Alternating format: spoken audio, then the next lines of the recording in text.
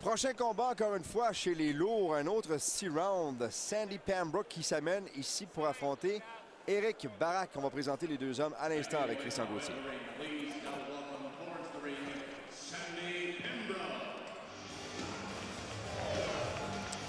Le Canadien de Kamloops en Colombie-Britannique, Sandy Pembroke. 2 victoires, 4 défaites, un bonhomme de 39 ans. À 5 pieds 10, il fait 248 livres, Bernard. C'est un gros bonhomme, pas très grand, mais massif, costaud. La surprise dans son cas, lui, a décidé de débuter chez les professionnels à 37 ans. Un peu tard. On l'a vu à Montréal, pas plus tard que l'an passé, au mois de décembre, avait perdu une décision contre Didier Benz. Ouais. Donc, c'est certain que dans le cas de Barak, voudra faire mieux, voudra s'en débarrasser avant la limite. À son dernier combat, lui, le 31 mars, Pembroke a remporté une victoire par knockout contre Jimmy Walton. C'était aux États-Unis. Il s'amène maintenant ici dans le ring pour cet autre combat. J'ai hâte de voir Éric Barak, qui est un gros bonhomme aussi. Pas beaucoup plus grand que Pembroke, avec un pouce de plus, mais quand même, deux gros bonhommes. Pas des grands, mais des gros poids lourds. Voici maintenant Éric Barak qui va être présenté. Accueillons maintenant Éric Barak. Réaction de la foule quand on a présenté Barak. Les gens qui sont venus l'encourager ce soir pour son affrontement. Oh! Éric Barak,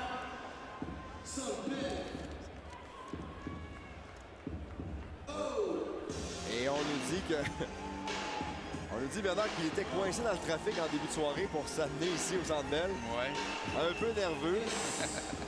Pour les gens de l'extérieur, il y a eu encore aujourd'hui plusieurs manifestations à Montréal. Est-ce que c'est ça? Est-ce que c'est les manifestations étudiantes qui ont causé ces embouteillages? Éric Barak ne boxe pas souvent. A débuté sa carrière en 2005. C'est son 7e combat. On est en 2012. C'est un combat par année. Pourquoi il fait ça? Donc, il y a de la difficulté à se trouver. Pas un promoteur. Hein? C'est beau d'être dans le gymnase. Il faut que quelqu'un accepte de te faire boxer. Et là, il y a quelqu'un, il y a une équipe alentour de lui pour le faire avancer. Et on va voir qu'est-ce que ça va donner. Il avait déjà gagné la médaille d'argent aux Jeux de la francophonie en 2001. Ouais. Ça avait été le plus gros fait au fait de sa carrière chez la boxe amateur. Il a fait lui aussi du MMA.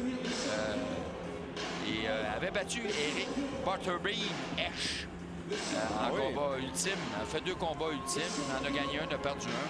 Il a décidé de concentrer là, sa carrière sur la boxe professionnelle. Allons rejoindre maintenant Christian Gauthier pour la présentation officielle des deux hommes. Mesdames et messieurs, voici maintenant les 3 juges pour ce combat de 6 rounds chez les poids lourds. Ladies and gentlemen, here are the 3 judges sitting at ringside to score this heavyweight battle consisting of 6 rounds of action. Nicolas Esnault, Jean Gauthier et Jack Woodburn. L'arbitre, your referee in charge, Steve Saint-Germain. D'abord, dans le coin rouge, portant la culotte noire et argent et pesant 248 livres. Introducing first, fighting out of the red corner, wears black trunks with silver trim, weighed in at 248 pounds. En 6 combats, il a 2 victoires, 1 par KO. His professional record shows 2 victories, 1 coming by way of knockout in 6 bouts. Please welcome from Kelowna, BC, Sandy F.N. Pembroke. Son adversaire dans le coin bleu porte la culotte noire ornée de blanc et or et pèse 240,6 livres. Looking across the ring, his opponent fights out of the blue corner, wears black trunks with a white and gold trim. He weighed in at 240.6 pounds. Invaincu en 6 combats, 6 victoires, 5 par KO. He is undefeated in 6 professional bouts with a perfect 6 victories, 5 coming by way of knockout. Accueillons de Saint-Côme, Éric Barak.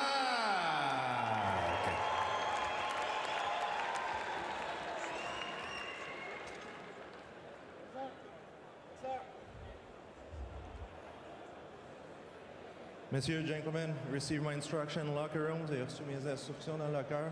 Protégez-vous en tout temps. Protect yourself at all time. Écoutez mes commandements en tout temps. Listen to my command at all time. Touch gloves, touchez vos gants. Bonne chance. Alors voilà, Steve Saint-Germain qui a donné ses instructions à Sandy Pembroke et à Eric Barak.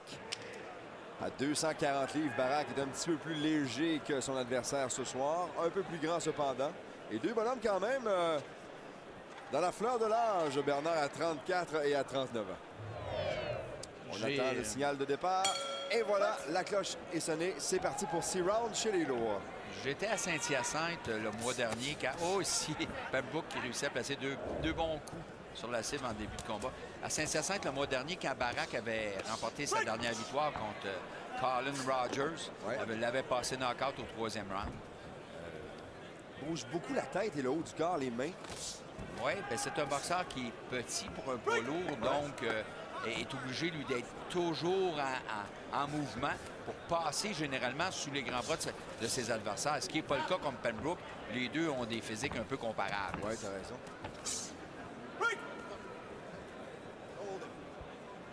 On a vu Ross Amber dans le coin de Barak qui lui a dit de boxer de façon intelligente.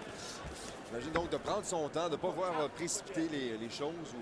Oui, dans son cas, il n'y a pas d'urgence. Lui aussi, il faut qu'il fasse des rounds. Pas grand combat, pas grand round du fait qu'il a arrêté ses adversaires à 5 reprises en 6 combats. Donc, Pembroke, lui, fait 4 rounds avec Didier Benz, qui est tout un boxeur d'avenir. Est-ce que Pembroke va réussir à faire la limite avec Barak ou même causer une surprise?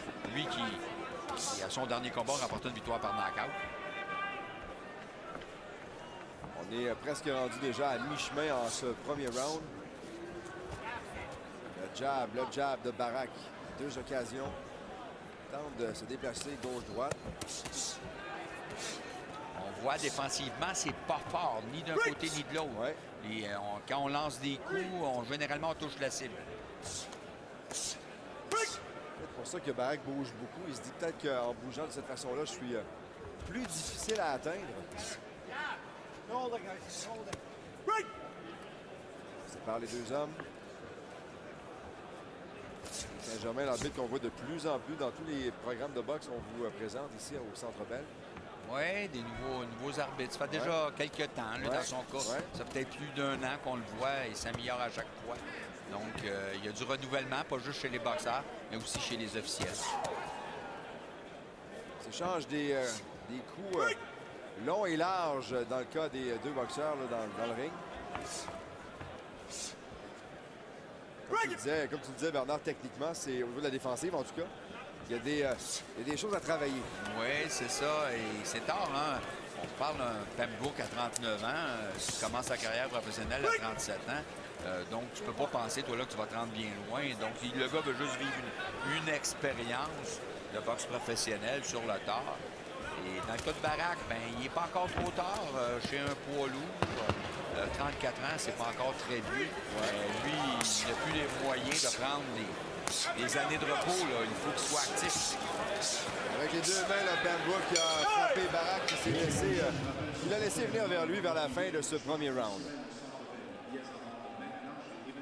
On va aller voir et surtout entendre ce qui sera donné comme conseil dans les deux coins. D'abord, celui de Pembroke. Eric, faut pas que tu fasses en dedans, tu dépenses d'énergie. Vous allez pas la gare? Tu avance-toi les mains droites, mais reste le plus droit possible. Là, tu passes en dessous, il s'appuie sur toi. Là, il va te fatiguer, là. Il va te fatiguer de même. Là. Il prend un step back, laisse-le rentrer sur toi, il va tomber, lui, il va tomber en avant. Rénal Boisvert, l'entraîneur d'Éric Barak, qui donne ses conseils, il dit d'éviter le corps à corps. Mais ma grande surprise, c'est qu'Éric Barak a été dos tout le long entre le premier et le deuxième round, et c'est l'arbitre qui aurait dû intervenir. Un boxeur n'a pas le droit d'être dos à son adversaire dans la minute de repos. Et Barak, c'est ce qu'il a fait. Et pourquoi ce règlement-là existe? Est-ce qu'il y a quelque chose de précis à ce niveau-là, Bernard? C'est plus facile de contrôler ce qui se passe dans le coin quand le boxeur est adossé au câble et quand l'arbitre ne voit pas qu'est-ce qui se passe. Là, et lui doit contrôler tout ça. Donc, je suis surpris que Saint-Germain n'ait pas intervenu là-dessus.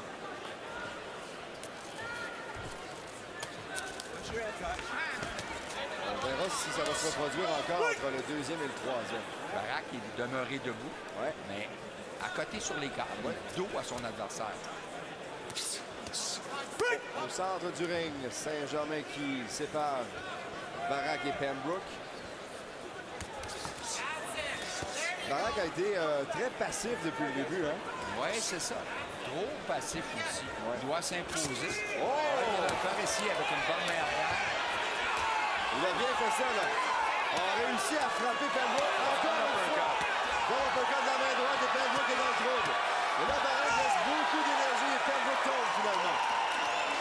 Barak a réussi à lui faire mal avec sa main arrière. Transfert de poids. Et là, comme je le disais, Barak a vidé beaucoup d'énergie dans cette dernière séquence. Et ça a réussi parce que Pembroke se trouvait au sol. Oh, la grosse main droite pour revenir. Oh, encore une fois là. Uppercut, crochet, uppercut, à la tête, au corps. Et Pembroke qui tombe. Et tout ça se faisait. Il travaillé avec sa main arrière, autant d'uppercut qu'en direct, en crochet. Et là maintenant, un autre compte et le combat est terminé. 3 comptes dans le même round, c'est terminé. On est seulement au milieu du round. Est-ce qu'il reste de l'énergie à Barak pour terminer tout ça? Est-ce On que va le voir Pembroke rapidement. va survivre? Oh, il est reparti encore une fois avec les deux mains. Pembroke est dans le trouble. Et Saint-Germain qui intervient. Saint-Germain qui arrête le Et combat. c'est terminé.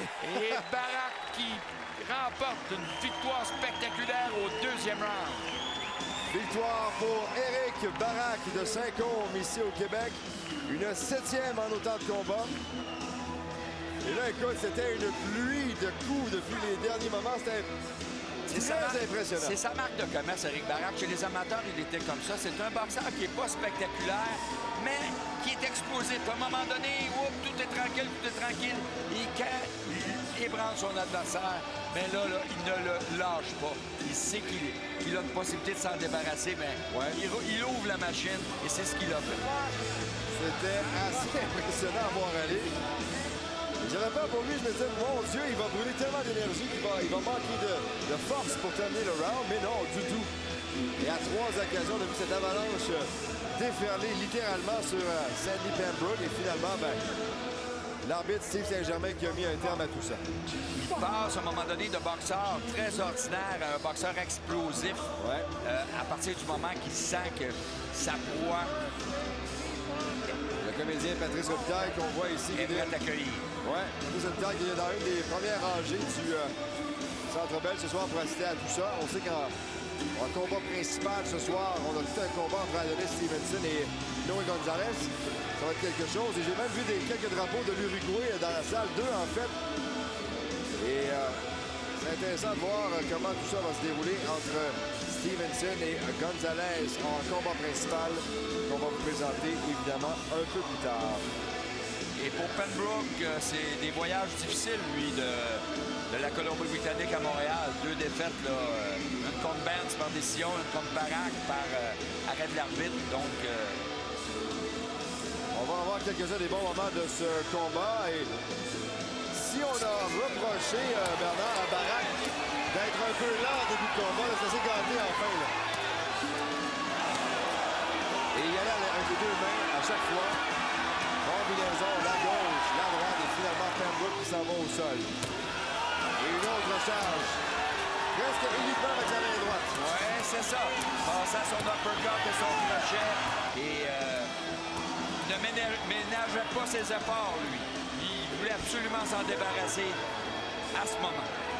Et finalement, Steve Saint-Germain qui, de façon très, très sage, s'est amené pour mettre un terme à tout ça. Et vraiment, c'était assez impressionnant. Alors, Christian Gauthier maintenant.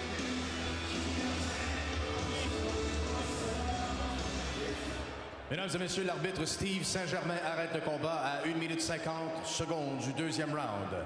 Ladies and gentlemen, the referee Steve Saint-Germain stops this fight at 1 minute and 50 seconds of the 2nd round. The winner by TKO, le gagnant par KO technique, Éric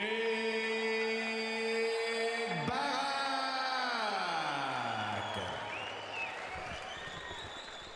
Victoire confirmée pour Éric Barak. 7 victoires en autant de combats et ça s'est très, très bien passé pour lui.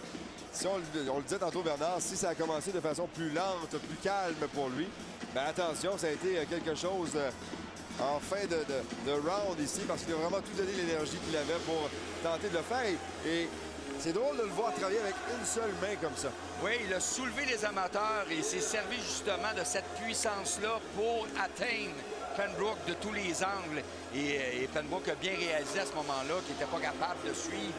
Mais c'est quand même impressionnant parce qu'on se dit, s'il ne réussit pas, il demeure qu'on part pour un 6 rounds et il a dépassé tellement d'énergie. Donc, c'est comme si on a deux Éric Barac. Ouais. On a eu Éric Barac au premier round où il n'a vraiment pas démontré rien d'exceptionnel. Même le round a peut-être été à Pembroke. Et là, il arrive au deuxième round, ébranle son adversaire. Et là, il devient comme un fou furieux. Et là, il n'est pas question de l'échapper. Et wow! S'en débarrasse. Tu disais tantôt qu'il boxait au rythme d'environ un combat par année. Est-ce qu'avec une performance comme ce soir, on pourrait le revoir un peu plus souvent? Ben là, il en a fait 2 en 2 mois. Donc, on peut penser qu'il y a une meilleure équipe en arrière de lui pour l'encadrer, de gérant. Entraîneur, on a vu Rénal Boisvert, qui est aussi l'entraîneur d'Yves Ulysse, qui va tenter de se qualifier pour les Jeux olympiques le mois prochain au Brésil. Donc, on peut penser que là, il est décidé, puis qu'avec une performance comme ce soir, moi, je t'assure qu'on va le revoir régulièrement. Il va avoir des offres. C'est à lui de faire ses preuves. On a énormément de poids lourds maintenant au Québec.